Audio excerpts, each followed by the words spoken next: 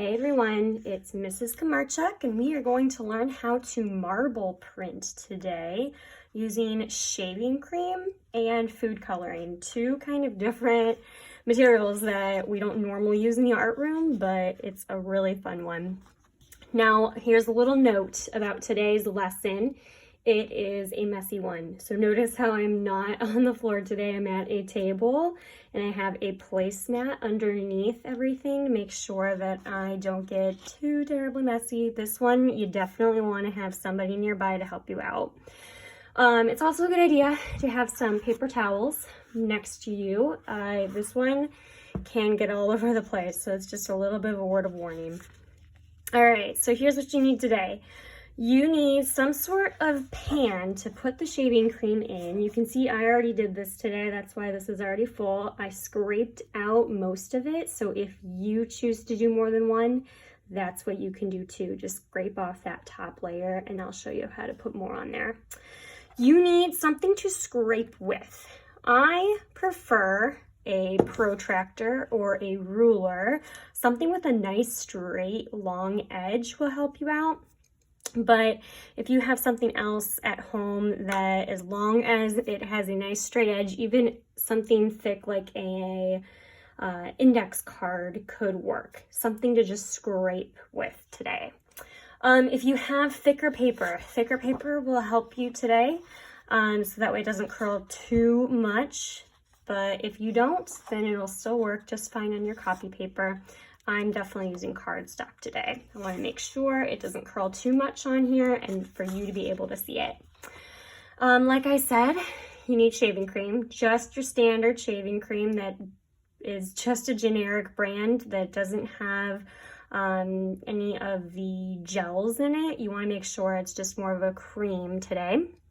And I got food coloring. I have 4 different colors here. And these are neon, which are really fun. So if you have a couple different colors, that'll help you out. Definitely try to have more than one if you can. I'm going to show you how we're going to mix these up a little bit today. I'm going to use all 4. All right, so let's get started. So first thing, we need to prep our pan. So here's my pan. Like I said, I already did this, and this is already a little bit dirty. I'm gonna go ahead and clean this off just so I'm starting with something fresh. And I'm going to put shaving cream on top. This project's gonna smell amazing today. We're gonna smell very clean today. All right, now I wanna make sure that this is all even and not all bumpy. So I'm going to spread this out. This is why I cleaned my protractor. Make sure that I've got a nice white coat here. All right, once it's mostly smooth, doesn't have to be perfect. Once it's mostly smooth, I'm gonna clean that off because I'm gonna need that in a little bit. And I'm gonna start putting my food coloring on top. So be careful. You don't wanna add too much. I just kind of do these gentle little squeezes kind of all over. But I'm really, really careful because I almost, when I was doing my example earlier, I almost had it squirt kind of all over the place. And that almost got on my clothes and that would have been a huge mess. So again, be very, very careful. Okay, so notice how I kept it all even, and if I used one color, I tried to spread it throughout the whole pan so it was really even. Now, before I lay my paper on top, it would have a splatter paint effect at this point, but I want it to look more marbled. Marble is that pattern where those colors are just kind of flowing together from one to the next. So I'm going to use the corner of my protractor. If you're using a ruler, just flip it up on the side so that you can use the edge. Another great thing you could use here is a toothpick. I had none in my house, but if you have one or even a popsicle stick, those would be awesome too. All right, so I am going to move that die kind of back and forth. And you could do this a couple different ways. I just did this little wave and I didn't pick up my protractor until the very end. You can go, I'll go across just to show you. You can go across and pick it up. One thing you want to keep in mind is not to mix it all up. Mixing all of the colors does not look good. You're gonna end up with a yucky brown. You can already see I got a little bit of brown happening there. So I'm not gonna mix it anymore, but feel free to do your own little pattern there if you want. All right, once you have a design that you're happy with, that's essentially what's going to show up on your paper. So just look and see, are you happy with that? If you are, here we go. We're gonna lay this down right on top, nice and flat. And I'm just gently pushing.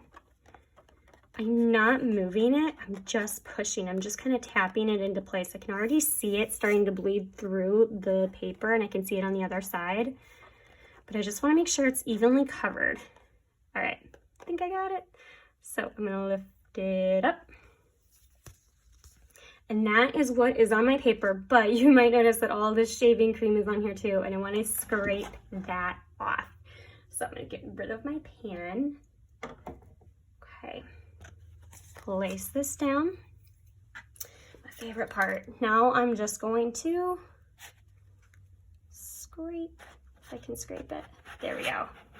Even pressure with your protractor or whatever you're using, and it'll scrape right off. So I want to keep wiping my protractor and get it clean. I don't want to mix this up any more than it already is. And I see a little bit of shaving cream on the ends that I'm just gonna get real quick. And that's it. Just let it sit out to dry. Thoroughly wash all of your stuff, including your hands. And you've got an awesome marble print. Remember, like I said, you can do more than one of these. You could use the leftover. I'm gonna grab my pan one more time. You could use the leftover of what you have and see what you end up with. We call that a ghost print when you do it the second time through and you just see what happens from that second time. It might not be as clear as the first time, that's why it's called a ghost, but with shaving cream and food coloring, it's still pretty bright, so it will look pretty cool still. As you can see, it does start to become brown if you mix it, or the more it's been used, it just starts to mix naturally. So I scrape out that top layer and I lay down that fresh layer like you saw in the beginning of this video, and that's how you can keep this fun process going. All right, everybody, enjoy creating. Remember to share what you create with me through email or through the comments on this video, or even on Instagram, Kamarchuk Studio. And happy creating, everybody. I'll see you later.